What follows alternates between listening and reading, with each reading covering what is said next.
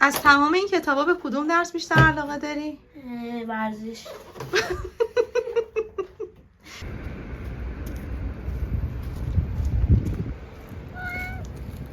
چون یه دختر مهربون از اینجا رد میشد، یه ظرف پر از غذا داشت. هر جا که گربه میدید غذا میریخت براشون. به اینم که رسید براش غذا ریخت.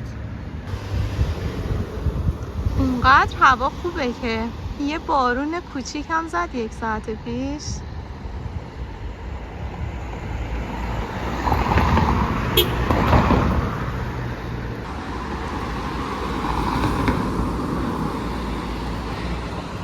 برم سمت پشمان. رسیدم. اونقدر من و پشمان دقیق با هم رسیدیم سر قرار با هم نهار بخوریم. تو آسانسور بود، در آسانسور بسته شد. من از دور زنگ زدم پشمان کجایی؟ گفت دارم با آسانسور میرم پایین. یعنی جلوی من تو آسانسور درش بسته شد رفت پایین. من ندیدمش. یعنی اگر که 20 ثانیه صبر کردم با هم میرسیم. به دوستان گفتم ما قرار نهار با هم داریم. چقدر دقیق جفتمون با هم یعنی اصلا خیلی دقیق با هم رسیم. آره بریم. جام زیاد صدا میاد نمیشه حرف بزنی، ولی پشمان گفتش که اگر خونه ای نهار نداری بیا با هم بخوریم. من اصلا امروز دعوت نوتیلا کرده بودم، تنهایی هم نمی‌چسبید. دیدم نهار نداری گفتم بیا پس یه بهانه‌ای از اینجا برو منم از اونجا برم بکنم کار. دقیقاً خوشمزه ترین غذا خیلی دوست دارم. آره بشینیم با هم بخوریم. جا بچه‌ها خالی.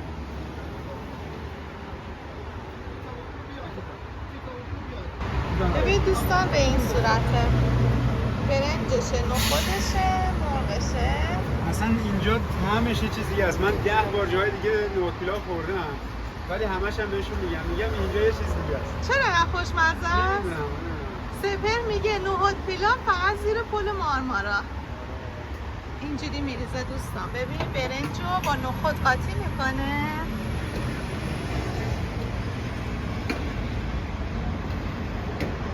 بکنم اولی مشتریش اینجا چاله تازه ذوق شده. پژمان دوغش هم دوغ باز. گفتم دوغ باز. آره دوغ باز خیلی خوشمزه است. خب ببینید نهاد پیلاو با سینه مرغ اونجوری ریش ریش میکنه میذاره روش.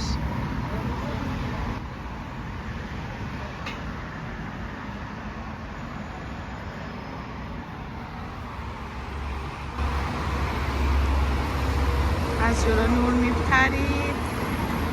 اینم میذاشه. بعد صفاش هم به همین میذاشه نه؟ صفاش به میزشه با این فلفل. با این فلفلا.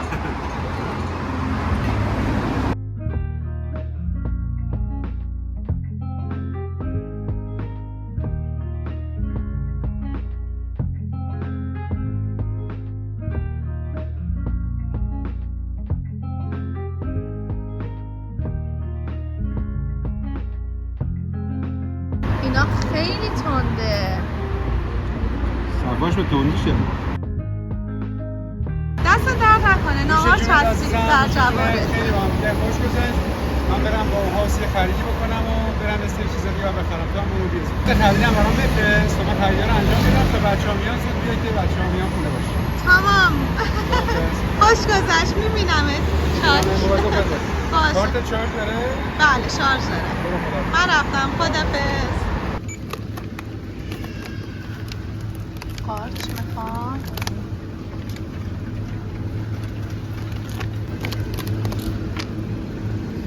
خوبه. از این خمیرا یه بسته میخوام.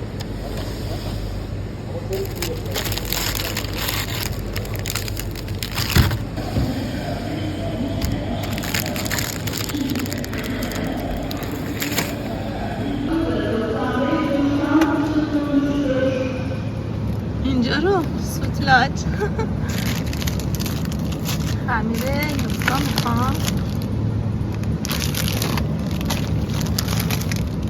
اینو برمی دارم.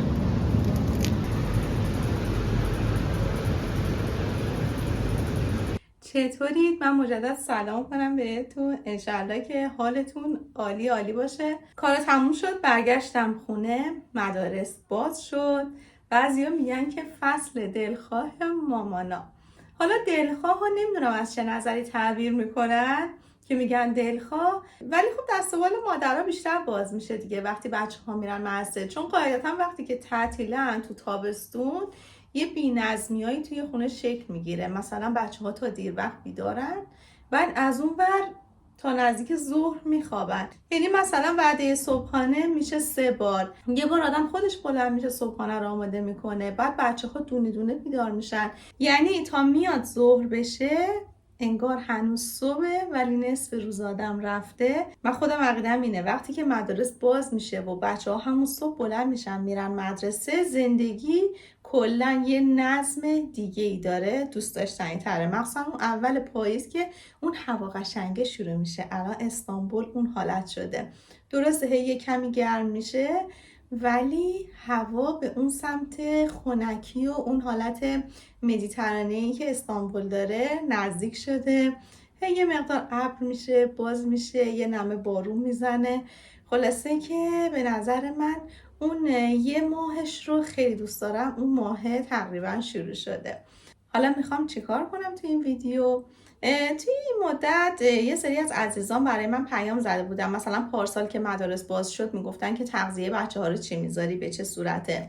امسال هم سوال میپرسیدید. حالا بیشتر سوال این بود که بچه ها چندمن و چجوری ان و خلاصه که گفتم راجع به اینا هم صحبت کنم، هم بخش مهم ویدیو همون تغذیه که من برای بچه ها میذارم، چون بچه ها ناهارم میبرن مدرسه و وعده غذایی ناهار رو توی مدرسه هستن. منم که غذای خونگی براشون درست میکنم، گفتم بهتون بگم که چیا میذارم براشون. یه سری مواد رو گفتم پشمان گرفته، یکی دو تا چیزم که خودم باید خرید میکردم گرفتم آوردم. ببینید بچه ها رو که پرسیده بودید، مثلا ویدیوی مهداد رو که گذاشتم که مهداد چند سالشه، کلاس چندمه. عزیزان مهداد 17 سال خورده ایشه، امسال که شروع شده سال 12مه. به امید خدا امسال رو که بخونه دیگه سال بعد بحث دانشگاه و این چیزایی. یعنی امسال ما سال 12می تو خونه داریم که حالا باید تلاشش رو بکنه برای دانشگاهش. از یه طرفم سپهرم کلاس 8 دوستان. مهداد و سپهر 4 سال اختلاف سنی دارن. الان سپهر کلاس 8، سال دیگه که میرسه کلاس 9.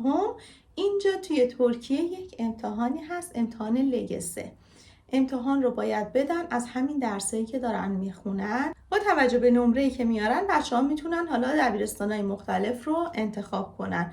مثلا چجوری میگیم یه دبیرستان درجهش بالاتره یکی پایین‌تره، به اون صورت. الان بریم بگم که من برای بچه‌ها چه غذاهایی درست میکنم و چی براشون میذارم. خب بیایم اینجا من نشونتون بدم که با چی میخوام شروع کنم.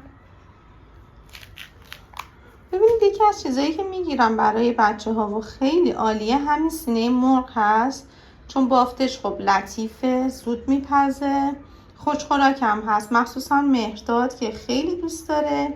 ولی این مدلی که من درست میکنم سپهر رو کلن همه اهالی خانواده خیلی دوست دارن. پس یکی سینه مرغه که کار منو را میندازه و یکیش هم گوشت چرخ کرده است. حالا بیایید تا بهتون بگم که با اینا میخوام من چه کار کنم. خب مواد رو بهتون نشون دادم، الان بریم دونه دونه من اینا رو حاضر کنم. اول از همه میخوام مرغا رو خرد کنم، بسته بندی کنم. بیشترین مصرف من برای تغذیه مدرسه بچه ها غذاشون مرغ هستش. من این سینه های مرغ رو شستم. حالا خوردشون میکنم به همون مدلی که نیاز دارم برای غذای ظهر بچه ها.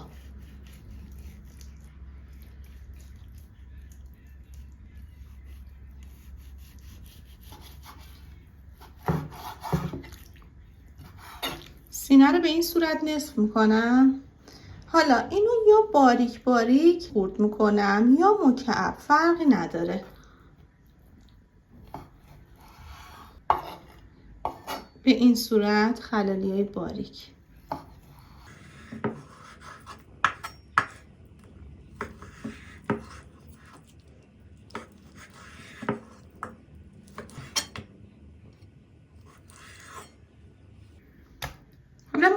دیگه‌ش هم که بهتون گفتم که به صورت مکعبی به این صورته.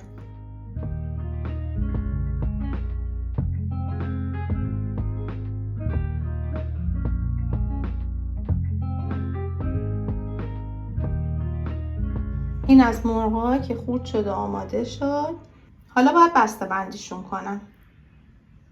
خب مرغا بسته بندی شد، گذاشتم فریزر. ببینید اینا رو من به این دو مدل که خورد کردم برای درست کردنش چون کوچیک کوچیکن خیلی راحت و سریع آماده میشه. مثلا اگر من برای ظهر بچه‌ها میخوام ساندویچ مرغ درست کنم یا با پلو درست کنم، شبش میذارم تو یخچال، یخزدایی میشه تا صبح. بعد دیگه صبح سریع میریزم توی ماهیتابه و براشون درست میکنم یا توی تابه گریل میریزم، فرقی نداره. حالا ادویه هایی هم که بهش میزنم زیاد چیز خاصی نیستش چون زیاد بودارش نمیکنم. ترجیحاً لقمه هایی که بچه ها میبرن مدرسه بو نداشته باشه بهتره. غذایی که میبرن هم خودشون راحت ترن هم کلاسیاشون که در ظرف غذاشون رو باز میکنن. من به مرغشون نمک میزنم، فلفل سیاه میزنم، فلفل قرمز شیرین میزنم. حالا اگر که نداشته باشم هم که خب حذف میشه. پودر سیر میزنم، منتها پودر سیر خب سبکتر از سیر تازه است که بخوام توش استفاده کنم. میگم نباید بو داشته باشه. پودر سیر میزنم، گرانول پیاز بعضی وقتا میزنم. بعد آویشن خیلی خوشمزه‌اش میکنه. حالا اون مرغایی که من مکعبی خورد کردم وقتی که بهش آویشن میزنم کنار برنج برای بچه‌ها میذارم، کاملا طعم جوجه کباب میده. یعنی از این نظر که انگار روی منقل درست شده در صورتی که آتیشی نیستش. چون من گوجرم کباب میکنم، برنجم همون صبح تازه درست میکنم چون اصلا درست کردنش سخت نیستش.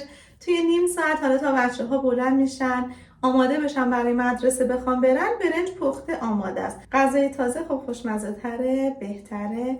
مطمئنم هستین که دیگه توی مدرسه بچه‌ها اون رو کامل میخورنش. اگرم بخوام ساندویچ مرغ درست کنم که باز به همون صورت تفتش میدم. حالا لای نون با کاهو و گوجه که بیشتر وقتا بچه‌ها خیارشور نمیخوان، خیارشور براشون نمیذارم. سس هم دوست داشته باشن میذارم کنارش که دیگه خودشون بزنن. ولی خب 90% مواقع بدون سس میذارم که سالم باشه. حالا گاهی اوقات یه سسی هم کنارش میذارم. این از مرغا. حالا بریم سراغ گوشت چرخ کرده. بگم که گوشت چرخ کرده ها رو میخوام چیکار کنم. البته من همه این رو نمیخوام استفاده کنم، اینقدرش رو حدودا میخوام. مابقیش هم باشه برای یه کار دیگه. پیازا رو هم ریختم توی این ظرفی که قبلا گرفته بودم، یادم اومد اینو دارم. این خردکن دستیه. برای مواقعی که آدم میخواد وسیله برقی استفاده نکنه خیلی کار را بندازه. مثلا الان که دوربین دستمه نمیخوام رنده استفاده کنم. پیازا رو باهاش خرد کنم، با گوشت قاطی کنم.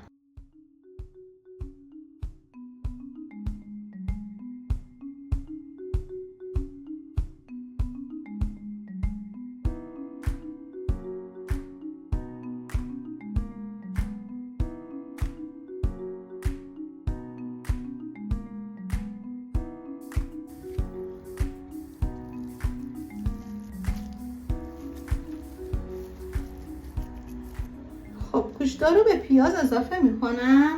برای این همبرگر فلفل سیاه، نمک کامل ورزش میدم.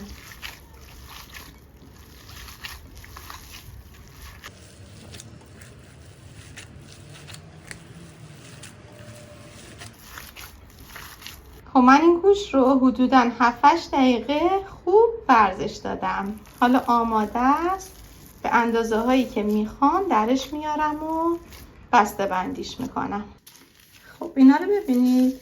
این کاغذها رو من اندازه قالبی که میخوام این گوشت رو توش سایز بزنم و بذارم کنار در آوردم. کاغذهای روغنیه. همین کاغذهایی که توی سینی فر میذارید.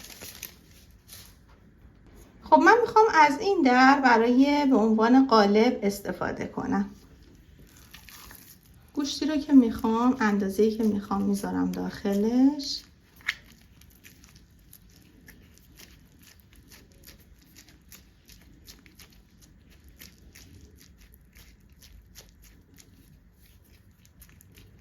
قشنگ صاف میکنیم، بعد از قالبمون در میاریم. شما هر وسیله که دوست داشته باشید میتونید استفاده کنید، حتی قالبش باشه، نبودم با دستتون اندازه بزنید و گردش کنید. بعد یه تکونش که بدم ببینید در میاد، میاد تو کف دستم.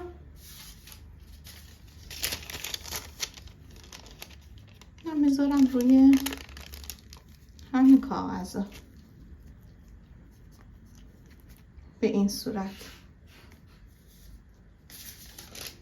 حالا یه کاغذ دیگه میذارم روش.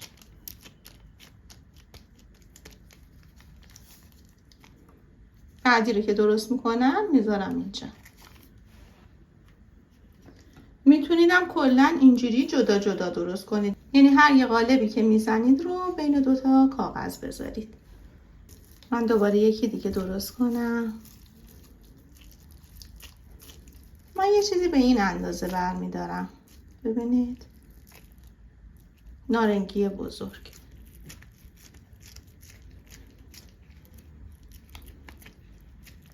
به گرم نمیدونم دیگه، اونقدر من چشمی کار کردم این رو بخوام بگم به گرم نمیدونم، اندازه نارنگی بزرگ.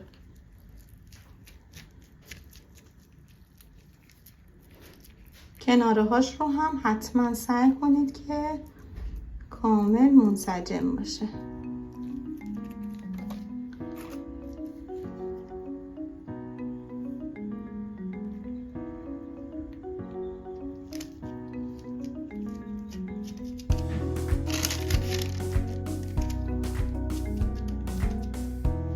من به این صورت دوتا درست میکنم، چون خب هر دفعه که بخوام برای مدرسه بچه ها بذارم دوتاش رو نیاز دارم.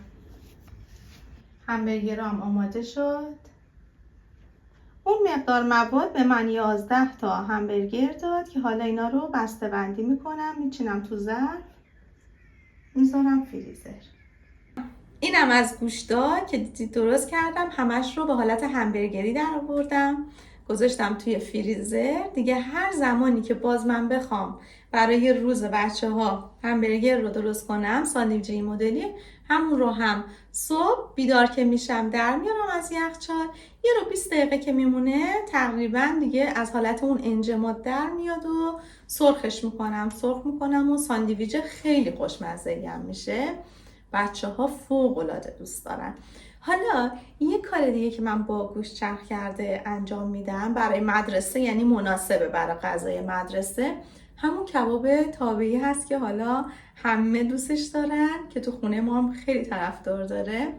اونم همون صبح تازه درست میکنم، یعنی گوشتش رو شب آماده میکنم تو یخچال، صبح که بلند میشم فقط درست میکنم، برنج رو میپزم، اونم میپزم، اون ماده میذارم میبرن. حالا با اون بخش از گوشت چرخ کرده ای که من جدا گذاشتم، مواد میانی برک میخوام درست کنم که بعد بذاریم داخل خمیرای برک.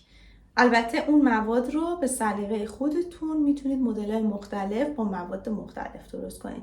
حالا من چیزایی که الان تو خونه دارم رو میخوام بریزم داخلش.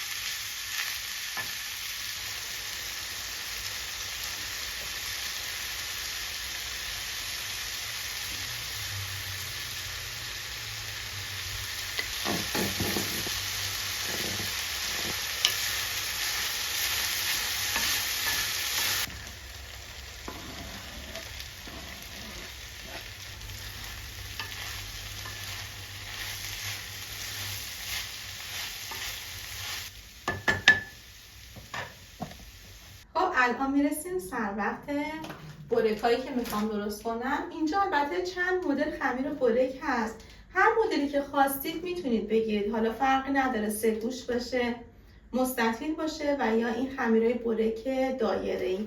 خودتون هم اگر دوست داشتید که میتونید خمیرش رو خودتون درست کنید. این مواد برک باید بمونه از دما بیفته، همونجوری داغ و داغ نبریم بپیچیم لای خمیرا.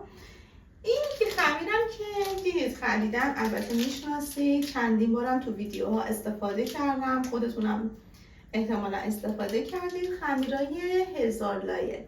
این خمیرای هزار لا خیلی کاربرد داره که من باهاش تا حالا چندین مدل حالا چیزای مختلف درست کردم، توی کانال گذاشتم که حالا اون ویدیوها رو انتها میذارم اگر خواستید ببینید که حالا یا به صورت بلند میشه بپیچی لاش هر موادی که دلتون میخواد بذارید، یا حالا به صورت مربعی که باز همین موادی که الان من درست کردم رو میشه بین همین خمیرم گذاشت، اونم خیلی خوشمزه میشه. الان من خمیر هزار لا رو برای این کار نگرفتم، میخوام توی فریزر باشه. باهاش چه کار میکنم؟ قبلا هم درست کردم، حالا لینک ویدیو رو این بالا میذارم. با این خمیرا من کروسان آماده میکنم، خیلی سریع آماده میشه. چون بچه‌های ما هم میدونید این کیک های بسته بندی و بیسکویت ها رو حالا مجبور باشم براشون بذارم میبرن، ولی خب مخصوصا سپه اصلا کیک کارخونه‌ای یعنی این کیک های بسته بندی رو نمیخوره، میبره میاره پرس میشه. الان من دارم که مدرسه اومده نشونتون بدم.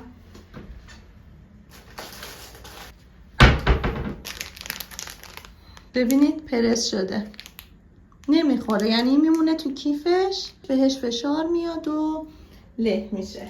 برای همین من چه کار میکنم؟ حالا به این صورت یا کروسان یا کیک یا کوکی هم داخل کانال گذاشتم، باز اونم لینکش رو میذارم اگر دوست داشتید ببینید. اتفاقا یه خانمی برای من زده بود، مادر بزرگم زده بود که یه کوکی به من یاد بده برای نوه‌هام درست کنم، خیلی دوست دارم که من اون ویدیو رو درست کردم. کوکیش هم خیلی خوب میشه، دوست داشتید میتونید درست کنید. این خمیرم بمونه پس برای همون کروسان و اینجور چیزا. خب بریم سر وقت پیچیدن برکمون.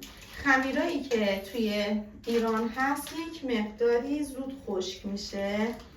الان وقتی که میخواید درست کنید روش رو با یه دستمالی پارچه چیزی بپوشونید که شکننده نشه، چون میاد بپیچی اگر که هوا زیاد بخوره خشک میشه، ترک ترک میشه، اصلا قابل پیچیدن نیست.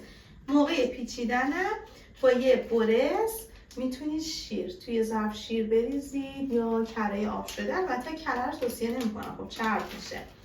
شیر رو با فرچه روی نون بزنید، قشنگ نون نرم میمونه و راحت میپیچیدش.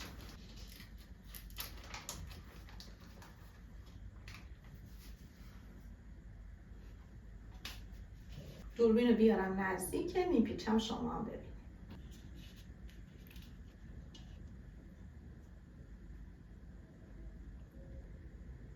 کناره هاش رو جمع میکنیم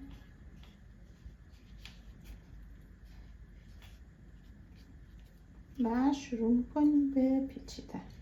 اینو من دوتایی برداشتم چون خمیر رویه یه ذره پاره بود. خب ببینید سر خمیر رو اینجوری مرطوبش کنید، حالا یا با آب یا با شیر، به این صورت. یه برک سیگارتی میشه. ببینید چقدر خمیرش ظریف و نازکه. روی این مواد رو پنیر پیتزا هم میتونید بریزید، منتها من دیگه روی اینا رو نمیریزم.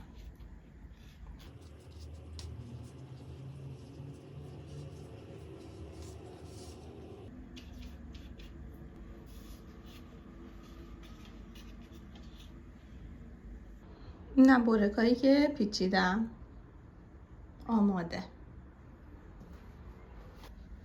برکا حاضر شد. یه مقدار از خمیر اضافه اومد که این رو باز میبندمش، هوا نخوره، میذارم فریزر. بعدن استفاده میشه. بعد اینکه بین این خمیره برک هم گفتم هر چی دلتون بخواد میتونید بذارید، مثل سمبوسه که درست میکنیم هر چی دوست داریم میذاریم، اینم به سلیقه خودتون بذارید. حتی میشه پنیر بینش گذاشت، فقط با پنیر و سبزیجات درست کرد اینجوری. اینم من پک میکنم توی ظرف، میچینم قشنگ، میذارم فریزر. بعد هر زمانی که برای مدرسه بچه ها بخوام درست کنم در میارم شبش از فریزر به تعدادی که میخوام، توی ظرف دیگه میذارم داخل یخچال. فرداش حالا میشه هم سرخش کرد، میشه هم گذاشت داخل فر. سرخش که میکنید روغنش رو بگیرید قشنگ. بعد اینکه داخل فرم روی دمای 180 درجه داخل سینی میچینید، روش رو یک مقداری روغن مایع یا کره آب شده میمالید. بعد زرده تخم مرغ دیگه روش رو هم میتونید تزیین کنید با این سیاه دونه ها و بذارید توی فر. آماده میشه، نوش جونتون. خلاصه کاری که من برای مدرسه بچه ها انجام میدم یعنی برای غذاشون همیناه. حالا اگر یه وقتی دیگه در دسترسم نبود این مواد، چجوری بشه حالا 2 هفته یه بارم یه ساندویچ کالباسی مدلای اینجوری یا بخوان تو مدرسه غذا بخرم دیگه این مدلی میشه. بچه هم از مدرسه اومدن تو اتاقاشونن، کتاباشون هم گرفتن. کتابم که آدم میگیره خیلی حس و حال خوبی داره. یاد خودم میفتم که وقتی مدرسه میرفتیم با کلی کتاب و اینا میومدیم، بعد مراسم جلد کردن اینا رو داشتیم. ما باید مشما میبریدیم، جلد میکردیم. فریده میومد سراغ من، مهدی میومد سراغ من، کتاباشونو میچیدن. بعد حالا لیلا بود، اینا با کمک هم دیگه همه میشستیم دوره هم، هر کی یه کاری انجام میدم. مثلا گفتم چسب بده یا قیچی رو بده یا اینا رو ببر اندازه کن. میشستیم مراسم جلد کردن کتاب دفترامون رو داشتیم. یادش بخیر. بریم سراغ سپر ببینیم که داره چی کار میکنه با کتاباش و اینا، در چه حاله. مثلا اول اینا رو بذارم فریزر بعد بریم. دوستان این دکور آشپزخونه ما هم که میبینید امروز احتمالاً تو فیلم توجهتون بهش بوده، کار سپهره. اینو آورده چسبونده اینجا، به منم گفته که مامان اینو نکنش، منم دستش نزدم.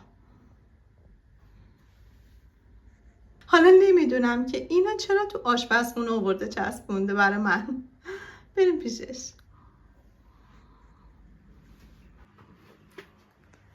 خب اینم سپهر که گفتم با کتاباش مشغوله. فکر کردم میخواد جلدشون کنه الان. ماما مبارکت باشه. کتابایی که گرفتی خوبه؟ عالیه. نگاش میکن. حس کتاب جدید چیه ماما؟ سال تحصیلی جدید خیلی خوبه. نه اولش خیلی تمیزه، بعدش آخرای مدارس دیگه اینا پاره شدن. نه دیگه اونطوری میشه. کتابای تو که هیچ وقت ماما پاره نمیشه. ولی پاره میشه. نه چرا؟ من هیچ طول سال میشه. ایناش پاره میشه. یه ذره خب اینا چرا میشه، ولی کتاباتو خیلی تمیز نگه. ولی اول سال همون اول که بهت میدن خیلی تمیز و خوبه. بوی کتاب نو. کتاب مامان علوم چیزه، علومه. آره. اسم کتاب علومتون چیه؟ فن بیلیملری. جالبه. بذار ببینیم یه ذره. من عاشق کتاب علومم، چرا دستمو میگیری؟ همین الان از شر این کار من خلاص شدم، تموم کردم. اینجا هم باید اولین عکس جلو می ندارزیم. یه هم ایدیال فنه. بذار اینجاهاش که طبیعت بود. خیلی جالبه. سپر این مطلبا رو مامان همه رو متوجه میشی، همش به ترکیه. ببین کیمیا، صنایع، لوجستیک، اونمیا چیزی. موهاش. ولی کتاب بعدی فکر کنم مبحث الکتریسیته است. آره. اینا هم کتابای خودته؟ نه اینا برای داشتیه. بعدم برای داشتیم خودم گرفتم. آها 12 صنف، کلاس 12 هم. این انگلیسیه. انگلیش گرید. نه خیلی دوست دارم. خب چون راحته. خب هم که تاریه.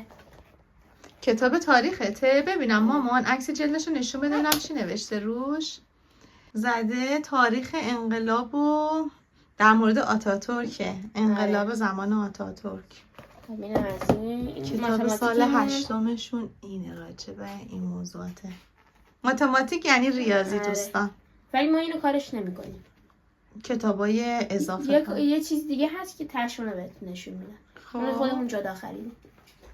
اینو کارش نمی‌کنیم. همینی که گفتی من گرفتم برات. خب خب این چی؟ اینم دینمونه. کتاب دینیتونه. دین و اخلاق. آره مسجد سلطان احمد هم روشه. خیلی خوشگله. میشه. نم ترکچه است. ترکچه هم همون مثل کتاب ادبیات خودمون که هستش. این ترکیه. اینا فارسی اینجا ترکی. این سخته درسته؟ آره دوستان اکثر بچه‌هایی که خارجی هستن از این کتاب مینالن. خیلی هم قطوره. خودشون هم مینالن. آها برای بچه‌های خودشون هم سخته. اون چیه ماما؟ این هم همون کتاب ریاضی همونه. آره اینو من براش گرفتم امروز. عکسش رو تو گروه کلاسیشون گذاشتم. من رفتم گرفتم سریع. خب کتابای داداشی رو ببینیم سپه. کتاب داشت کتاب نداره. همه رو میخوای خودت بخونی؟ داشت کتاب داشت. میخوای بذار همه رو با هم بخون امتحان 12 هم ماتماتیک؟ بده. ریاضی مهرداد چه قطوره. خیلی. نمیدونم اینو کار میکنن یا نه. ما که از اینا کار میکنیم. خب این چیه؟ این جغرافیا. آخه بذار من اینو باز کنم. من عاشق جغرافیا. داریم میرن.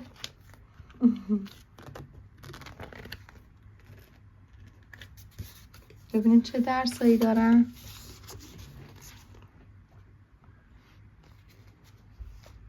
درس خوندن به یه زبان دیگه هم درد سرای خودشو داره.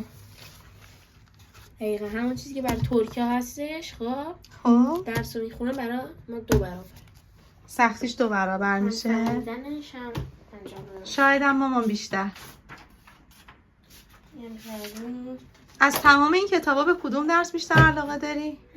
ورزش. صفر؟ سب کن ببینم. ورزش کتاب نداره که. کتاب نداره دیگه. خب راحتی ها. آره دیگه. هم یه اینم نمونه. که ادبیات و ترکیه. آره زبان ترکی. ادبیات زبان ترکی. خب مثل کتاب ادبیات فارسیمون. سپر میدونی یعنی جالب ترین جوابی که تو چند وقت اخیر گرفتم الان به من دادی؟ چی هم بدن؟ بله ورزش. هم که اینه تاریخ برای مهرداده. اینم تاریخ آتاتورکه. خیلی خوب. و آخرین کتاب مهردادم درس دینی داره. دینی. کدوم دینی خوشگل تر به نظر نگاه کن.